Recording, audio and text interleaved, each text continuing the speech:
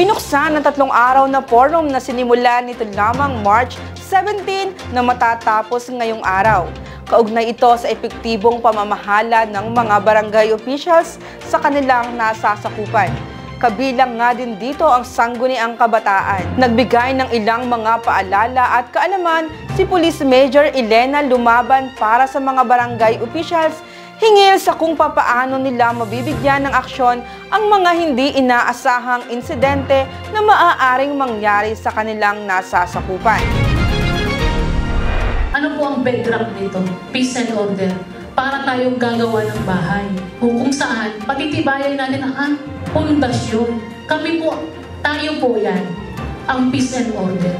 Bago nga po tayo magpatupad ng programa, project sa ating barangay.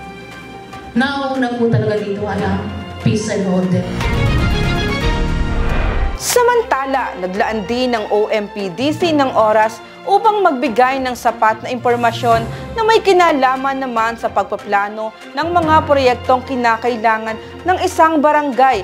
Gayon din ang pagproseso ng mga papel kaugnay sa paggamit at paglabas ng nakalaan sa kanilang budget mula sa nasyonal at lokal na pamahalaan.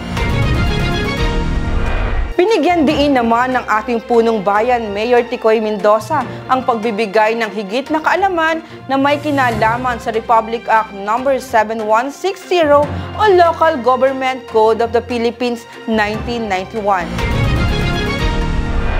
Sinabi ng batas ng 7160, tandaan ninyo, Section 16, General Welfare.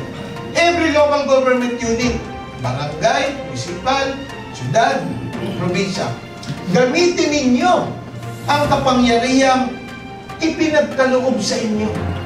Expressly granted. Gamitin ninyo ang kapangyarihang ipinagkaloob sa inyo. Kapangyarihang kinakailangan. Kapangyarihang nararapat upang itaguyod ninyo ang kagalingang panlipunan. General Welfare. Aba, matindi. Anong ibig ko sabihin? Tingnan po ninyo kung gaano kalaking pagtitiwala ang ibinibigay sa atin ng batas.